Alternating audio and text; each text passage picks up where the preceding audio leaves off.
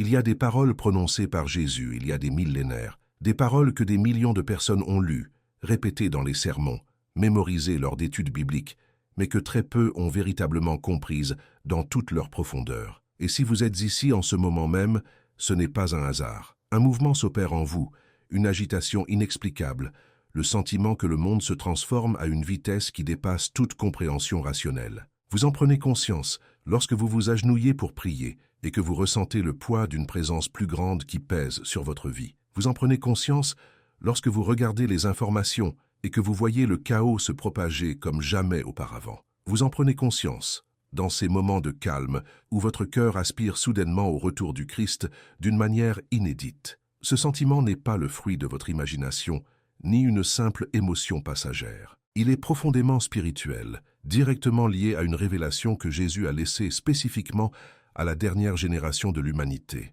Jésus savait qu'un temps viendrait où l'humanité serait submergée par un bruit incessant, où les cœurs seraient tellement accablés d'informations qu'ils perdraient la capacité de discerner la vérité, où la vérité elle-même serait déformée et manipulée au point de devenir méconnaissable, où des millions de personnes seraient physiquement présentes dans les temples, mais spirituellement absentes. C'est pourquoi il a dissimulé un message dans ses enseignements, un avertissement prophétique, une révélation puissante, une invitation pressante, qui attendrait patiemment la seule génération qui, enfin, ouvrirait les yeux pour le voir. Et cette génération, c'est nous qui vivons en ce moment même. Peut-être vous êtes-vous demandé pourquoi vous sentez votre esprit si éveillé alors que vous voyez autour de vous des gens complètement endormis spirituellement. Pourquoi votre cœur se brise devant le péché tandis que d'autres rient et célèbrent l'immoralité sans le moindre remords? Pourquoi vous ressentez une urgence croissante, même lorsque tout autour de vous semble continuer comme si de rien n'était? La réponse est simple et pourtant puissante.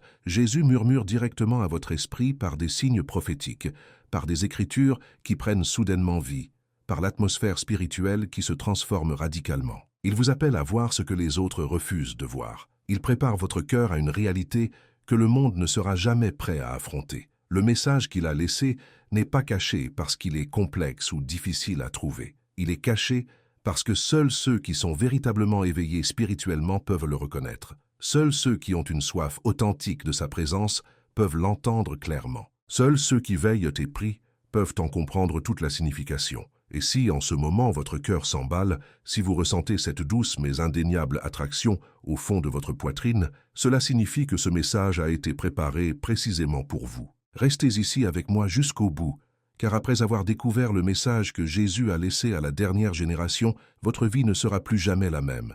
Votre foi ne sera plus jamais superficielle, et votre compréhension de notre époque ne sera plus jamais confuse. Lorsque Jésus a déclaré que les derniers jours seraient semblables aux jours de Noé avant le déluge, il ne se contentait pas d'une simple comparaison historique. Il insérait un message prophétique au sein d'un récit familier, un message stratégiquement placé pour la génération qui un jour reproduirait exactement les conditions du monde de Noé. Et cette génération vit aujourd'hui. La plupart des gens supposent que Jésus parlait uniquement de l'intensité du mal, de la violence généralisée et de la corruption morale galopante. Mais ce n'était pas là le cœur de son message. Il n'a pas dit que les gens seraient aussi mauvais qu'au temps de Noé. Il a dit que les gens mangeraient, boiraient, se marieraient et donneraient leurs enfants en mariage, menant leur vie quotidienne, occupés par leurs occupations, jusqu'à ce que le déluge vienne tout bouleverser. Le message caché ne porte pas principalement sur l'intensité du péché, mais plutôt sur l'intensité de la distraction.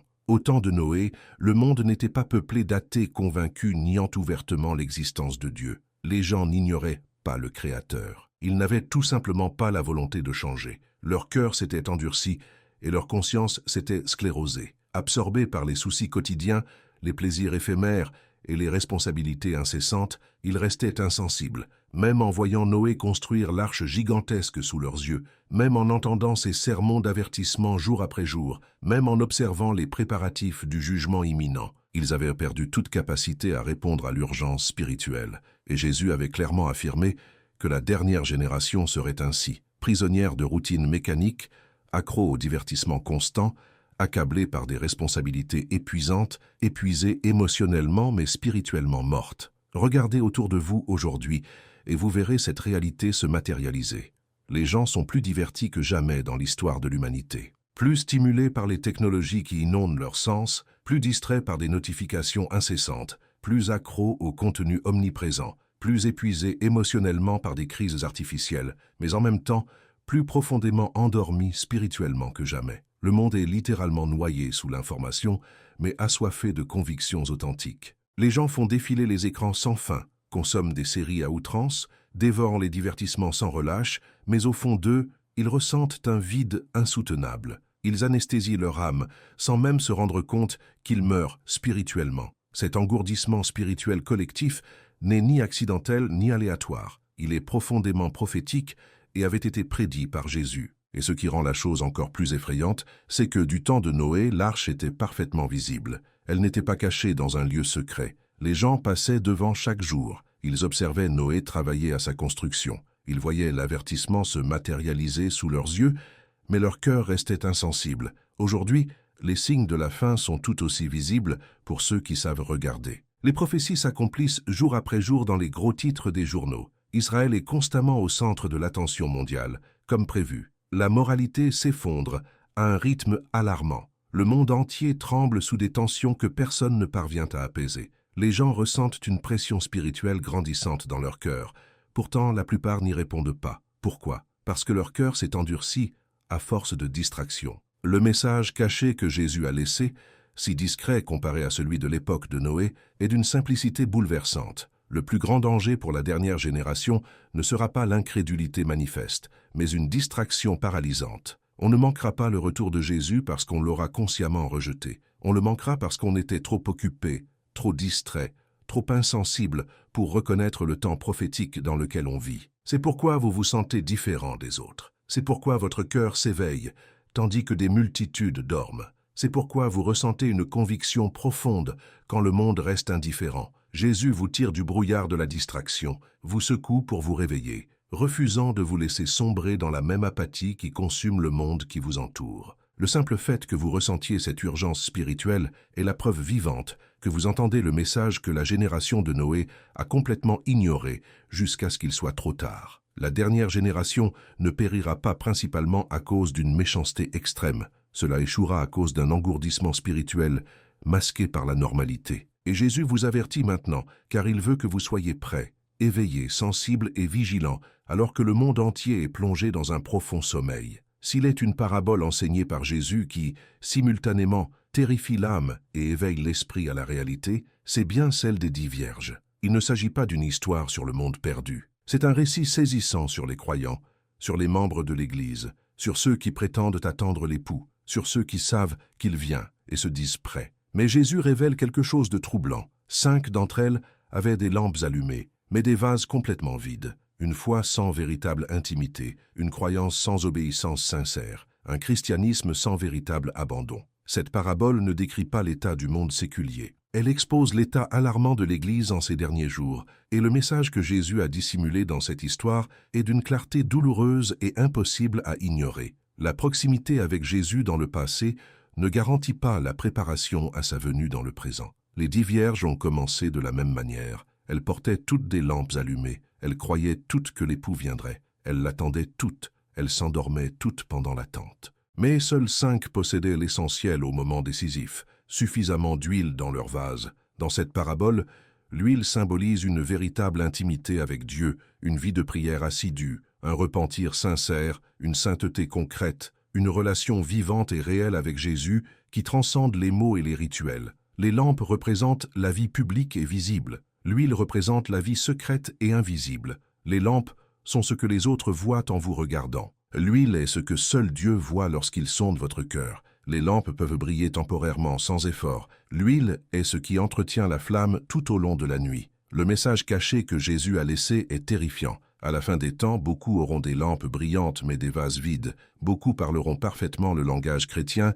mais n'auront pas de véritable vie de prière. Beaucoup fréquenteront l'Église assidûment, mais vivront loin de Jésus dans leur foyer. Beaucoup connaîtront la Bible intellectuellement, mais ne se soumettront jamais personnellement. Beaucoup admireront Jésus émotionnellement, mais ne lui obéiront pas concrètement. Beaucoup seront inspirés par des sermons puissants, mais resteront totalement insensibles. Beaucoup brilleront brièvement lors de moments de renouveau spirituel, mais leur éclat s'éteindra rapidement, car ils n'auront jamais rempli leur vase en secret. Et voici l'aspect le plus terrifiant de la parabole, celui qui devrait nous faire trembler. Les vierges folles ne se rendirent compte de leur vide spirituel que lorsqu'il fut trop tard. Elles entendirent le cri de minuit annonçant l'arrivée de l'époux. Elles se levèrent comme les autres. Elles préparèrent leurs lampes comme les sages. Mais lorsqu'elles voulurent les allumer, elles découvrirent une vérité bouleversante.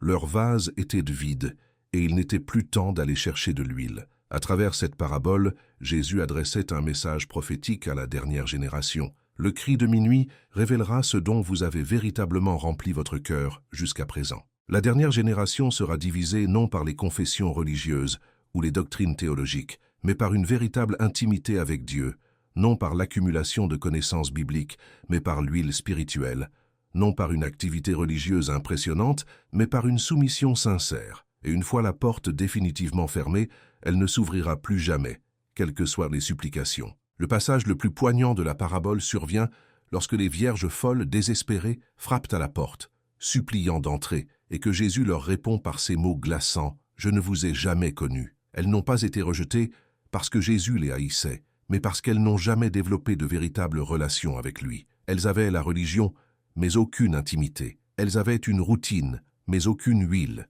Elles avaient des lampes, mais aucun feu. Elles avaient la foi, mais aucune connexion. Elles avaient la proximité physique, mais aucune communion spirituelle. Et c'est précisément pourquoi Jésus a laissé ce message si clair à la dernière génération. Il savait qu'un temps viendrait où des millions de personnes se diraient chrétiennes, mais mèneraient des vies spirituellement vides. Il savait que l'on confondrait l'émotion religieuse avec une véritable transformation, l'enthousiasme passager avec une obéissance constante, la religion culturelle avec une relation vivante. Il savait que l'on se croirait prêt simplement parce que son nom nous était familier et que l'on fréquentait des milieux chrétiens. Mais le message caché demeure inchangé à travers les siècles. Seuls ceux qui le cherchent en secret pourront le reconnaître publiquement. Seuls ceux qui remplissent leur cœur maintenant auront la lumière lorsque le cri de minuit résonnera. Seuls ceux qui cultivent aujourd'hui une relation intime avec Dieu seront prêts lorsqu'il apparaîtra demain. Et le fait que vous entendiez cela maintenant,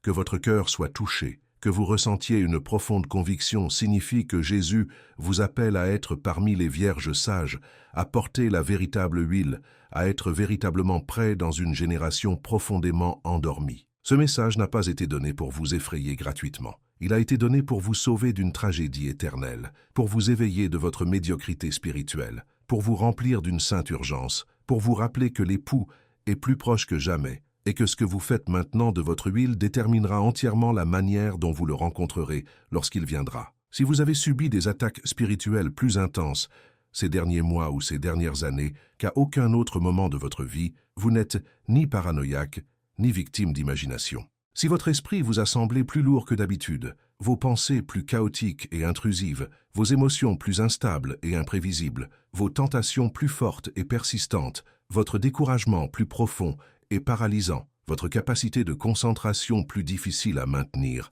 alors vous vivez l'un des messages les plus clairs que Jésus a laissés à la dernière génération.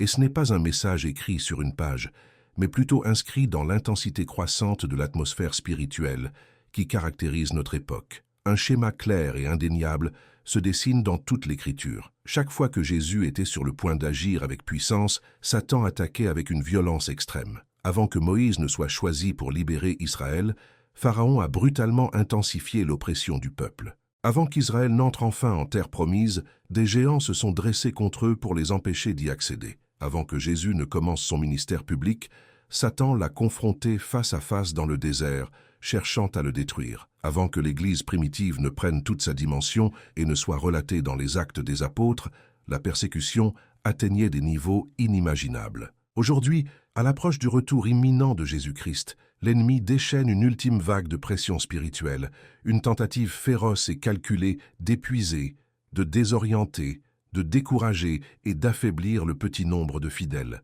C'est pourquoi tant de croyants sincères ont le sentiment de mener un combat incessant et implacable. Leurs pensées semblent directement attaquées, leurs émotions fluctuent sans raison apparente, leur passé ressurgit avec une force dévastatrice. Leurs faiblesses sont cruellement mises à nu. Leur identité en Christ est constamment remise en question. Parfois, on a l'impression de livrer des combats invisibles, inexplicables pour notre entourage. On se sent vidé malgré un repos suffisant. On se sent spirituellement aride.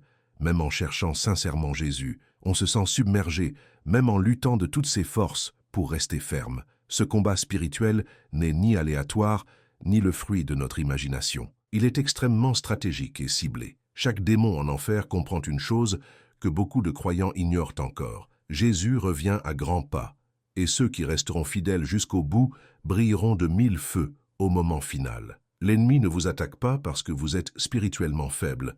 Il vous attaque précisément parce que vous êtes aligné sur le ciel et représentez une menace réelle pour ses plans. Plus le retour de Jésus approche, plus la résistance démoniaque s'intensifie. Satan sait parfaitement qu'il ne peut empêcher l'accomplissement des prophéties. Il ne peut arrêter Jésus. Il ne peut faire taire la trompette finale, mais il peut tenter de vous empêcher d'y parvenir. Il peut essayer de vous épuiser jusqu'à ce que vous cessiez de prier avec ferveur. Il peut essayer de vous distraire jusqu'à ce que vous cessions de veiller attentivement. Il peut essayer de vous décourager jusqu'à ce que vous perdiez toute foi. Il peut essayer de vous isoler jusqu'à ce que vous cessiez de lutter courageusement. Et n'est-ce pas précisément ce que ressentent tant de croyants en ce moment? Une profonde solitude, un isolement inexplicable, une fatigue émotionnelle constante, un épuisement spirituel persistant, une lourdeur surnaturelle dont vous ne parvenez pas à vous défaire. Mais voici le message caché au cœur de ce combat spirituel intense. Si la bataille s'est intensifiée de façon spectaculaire, c'est que la victoire est imminente. Si les attaques semblent plus personnelles et ciblées, c'est que votre vocation s'accroît. Si la pression est plus forte que jamais, c'est que Jésus est plus proche que jamais. Le combat spirituel n'est pas la preuve que vous êtes en train de perdre la bataille. Il est la preuve que vous comptez énormément dans le plan de Dieu. Le diable ne gaspille pas ses munitions sur ceux qui sont spirituellement insignifiants. Il concentre ses attaques sur ceux qui portent l'huile véritable, sur ceux qui portent la mission divine, sur ceux qui sont véritablement éveillés. Il attaque précisément ceux que Jésus prépare à quelque chose de grand. Et si vous ressentez cette intensité croissante, alors vous vivez le message que Jésus a laissé. La dernière génération sera forgée dans le feu d'un combat spirituel intense, non pas pour la briser complètement, mais pour la purifier complètement. Les attaques de l'ennemi sont bruyantes et effrayantes, mais le message de Jésus qu'elles contiennent est infiniment plus fort et plus clair. Vous menez des combats qui prouvent que je reviens. Il se passe simultanément sur toute la planète quelque chose qu'aucun gouvernement, aucun scientifique, aucun expert, quel que soit son domaine, ne peut expliquer pleinement par la seule logique et la raison. C'est un malaise croissant et suffocant qui semble se répandre partout. On a l'impression que le monde entier tremble sous le poids d'une menace qui approche inexorablement. Partout, les gens le ressentent profondément, même s'ils n'ont pas les mots pour décrire ce qu'ils vivent. Une lourdeur pesante plane, une tension palpable qu'on ne parvient pas à dissiper, une pression spirituelle qui semble croître de façon exponentielle jour après jour. Et cela fait aussi partie du message caché que Jésus a laissé spécifiquement à la dernière génération. Il a enseigné que les derniers jours seraient comparables à une femme en travail, des contractions de plus en plus fortes, des vagues de douleur qui se rapprochent inexorablement, impossibles à ignorer ou à nier. Observez attentivement l'état du monde actuel. Crises successives sans répit, catastrophes successives sans interruption, conflits sans résolution, effondrements moraux successifs sans relèvement. Il n'y a pas un instant de répit, pas un souffle de soulagement, pas de retour à la normalité tant espérée. Jésus décrivait précisément cet état d'agitation continue. Les tensions mondiales s'intensifient, tandis que le monde se prépare inconsciemment à son retour. Mais ce message n'est pas seulement global et extérieur, il est profondément personnel et intérieur. Vous ressentez ces tensions au plus profond de votre esprit. Vous sentez l'urgence grandir inexplicablement. Vous avez l'impression que le temps s'accélère de façon surnaturelle. Vous éprouvez un malaise sacré dès que vous vous égarez spirituellement. Vous avez le sentiment que Dieu vous appelle avec insistance à purifier votre vie, à abandonner certaines habitudes que vous tolériez, à vous détacher des distractions qui vous détournent de votre attention, à pardonner à ceux qui vous ont blessé, à vous repentir de vos péchés cachés, à concentrer toute votre attention sur lui. Cette agitation intérieure n'est ni de l'anxiété clinique, ni un trouble psychologique. C'est un profond alignement spirituel. Votre esprit réagit à l'époque prophétique, même si votre esprit ne comprend pas encore pleinement ce qui se passe. Des personnes qui ne se sont jamais souciées le moins du monde des questions spirituelles commencent soudain à chercher des réponses. Ceux qui autrefois se moquaient ouvertement des prophéties bibliques s'y intéressent désormais avec curiosité. Même les incroyants déclarés parlent d'un événement à venir, d'un changement, d'une transformation radicale. Ils ignorent de quoi il s'agit exactement et sont incapables de le définir clairement, mais leur âme en perçoit l'approche. Car l'esprit humain a été créé avec la capacité de ressentir la proximité de l'éternité avant même que la raison puisse la comprendre. Nous avons été conçus pour reconnaître l'approche de notre Créateur, même lorsque les mots nous manquent pour l'exprimer. La création elle-même le ressent. Les phénomènes météorologiques deviennent de plus en plus extrêmes et imprévisibles. La Terre gémit sous des pressions que la science ne peut pleinement expliquer. Les tempêtes s'intensifient avec une fréquence alarmante. Les saisons se dérèglent de manière à déconcerter les météorologues. Toute la nature réagit visiblement à la tension spirituelle croissante. Paul écrivait que toute la création gémit et souffre les douleurs de l'enfantement, attendant avec impatience sa rédemption finale. Aujourd'hui, ce gémissement n'est plus un murmure, c'est un cri puissant. Il est perceptible à l'échelle mondiale, c'est indéniablement prophétique. Mais voici le message caché derrière ce tumulte mondial. Jésus dissipe délibérément l'illusion de stabilité. Il ébranle tout pour que seul l'Éternel demeure. Il prépare les cœurs en les dépouillant des fausses sécurités que sont la carrière, l'argent, les gouvernements, le confort matériel et une normalité prévisible. Il nous rappelle sans cesse que ce monde est éphémère et que nous devons ancrer nos vies uniquement en lui. Ce tumulte mondial n'est ni une malédiction, ni un châtiment cruel. C'est la miséricorde divine en action. C'est Jésus qui crie sans un mot « Réveillez-vous car je suis proche ». C'est un appel puissant à l'urgence spirituelle, à la sainteté concrète, à une concentration absolue. C'est une invitation bienveillante à s'approcher de lui tant qu'il est encore temps. Et si vous ressentez ce tremblement en vous, c'est parce que Jésus aligne votre cœur sur le plan prophétique du ciel. Le monde est agité parce que le roi approche. La terre tremble car l'éternité se rapproche du temps. Et votre esprit est touché car Jésus vous adresse directement le message qu'il a réservé à la dernière génération. Soyez prêts, car l'heure est déjà avancée. Il existe un message final que Jésus a laissé spécifiquement à la dernière génération. Un message si clair, si audacieux, si troublant, qu'il ne peut être pleinement compris que par ceux qui vivent les derniers instants de l'histoire humaine. C'est le message de la grande séparation, une séparation nette entre la lumière et les ténèbres, entre le bon grain et l'ivraie, entre les vrais disciples et les croyants superficiels, entre ceux qui portent l'huile véritable et ceux qui ne portent que des lampes vides. Et si vous avez été attentif, vous avez déjà constaté que cette séparation se produit sous vos yeux. Pendant de nombreuses années, les frontières étaient floues et confuses. On pouvait facilement se fondre dans la culture évangélique sans pour autant vivre une relation intime avec Jésus. La tiédeur spirituelle pouvait parfaitement se dissimuler derrière une religiosité de façade. Le compromis avec le monde pouvait se masquer derrière un langage chrétien superficiel. Le péché habituel pouvait se camoufler derrière une adoration émotionnelle sans transformation. Mais quelque chose change radicalement. Quelque chose est mis à nu sans pitié. Quelque chose est cruellement révélé. Jésus a dit sans ambages que tout ce qui était caché serait finalement mis en lumière. Et dans cette génération en particulier, la révélation a commencé de façon irréversible. Regardez attentivement autour de vous et vous le constaterez clairement. Certains se tournent vers Jésus avec une soif spirituelle qu'ils n'ont jamais connue. Ils aspirent désespérément à la vraie sainteté, à la vérité absolue, à la présence manifeste de Jésus. Leurs cœurs sont tendres et sensibles, leur esprit est pleinement éveillé, leurs convictions s'approfondissent sans cesse, ils grandissent en force spirituelle, même dans les périodes les plus sombres. Ils ressentent un puissant attrait pour la pureté, la justice, la prière fervente et l'étude approfondie des Écritures. Ce sont ces personnes que Jésus prépare avec soin. Ce sont celles qu'il appelle son épouse bien-aimée. Mais d'un autre côté, un phénomène tout à fait différent et alarmant se produit simultanément. Des personnes qui marchaient autrefois en étroite relation avec Jésus dérivent dangereusement vers le compromis avec le monde. Leurs convictions sont émoussées et faibles. Leur cœur est froid et insensible. Leur soif de Dieu a complètement disparu. Ils ne ressentent plus aucun poids face au péché.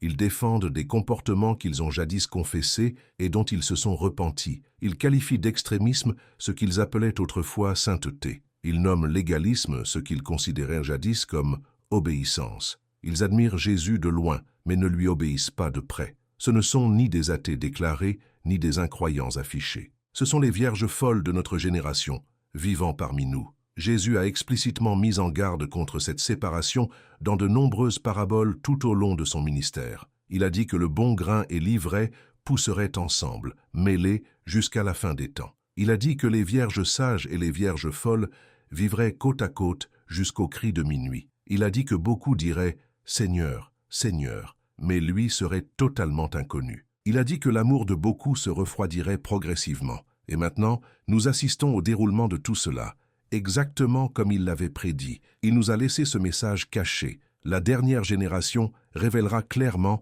qui lui appartient véritablement. Et cette révélation ne vient pas par la persécution extérieure, ni par la souffrance physique. Elle vient par la purification intérieure et les choix spirituels. Ceux qui désirent sincèrement Jésus sont purifiés. Ceux qui désirent secrètement le monde sont démasqués. Cette séparation ne s'opère pas par le biais d'étiquettes confessionnelles, mais par des fruits spirituels visibles, une dévotion sincère et une disposition intérieure du cœur. Cette séparation prophétique explique pourquoi certaines amitiés ont tout simplement disparu de votre vie, pourquoi certaines relations autrefois solides semblent désormais tendues et distantes, et pourquoi des personnes avec lesquelles vous partagiez jadis des moments spirituels profonds ne vous accompagnent plus. Ce n'est ni personnel, ni accidentel, c'est profondément prophétique. C'est Jésus qui sépare le vrai du faux, non pour faire honte à qui que ce soit, mais pour préparer son Église pure. Le monde cède de plus en plus aux ténèbres, tandis que l'Église se soumet de plus en plus entièrement au Seigneur. Le juste milieu disparaît rapidement, car le roi approche inéluctablement.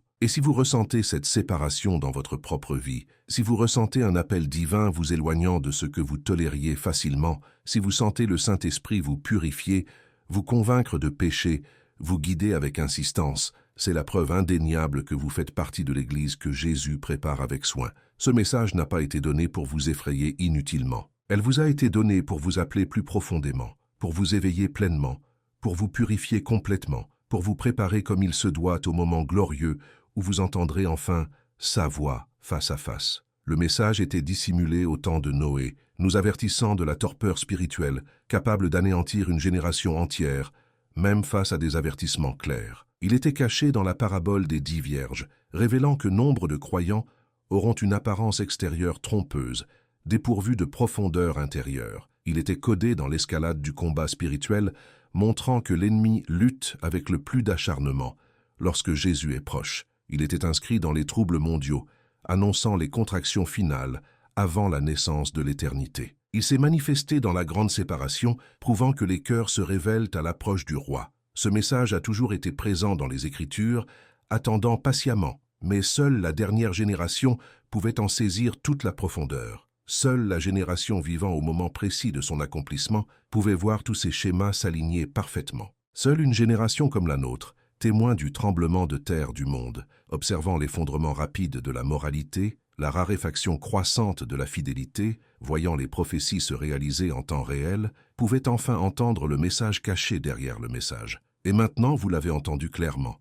Ce n'était ni un accident ni une coïncidence fortuite. Jésus parle à votre esprit depuis longtemps à travers des rêves prophétiques, des convictions inexplicables, une sainte inquiétude, des écritures qui prennent vie, une urgence profonde que vous ne pouvez exprimer par des mots. C'était le message caché qu'il vous réservait spécialement. Un message vous appelant à vous éveiller pleinement, à remplir votre cœur de l'huile véritable, à résister fermement à l'ennemi, à vous détacher délibérément du monde, à être radicalement purifié, à rester constamment vigilant. Jésus ne vous appelle pas à vivre dans une peur paralysante. Il vous appelle à une vigilance constante.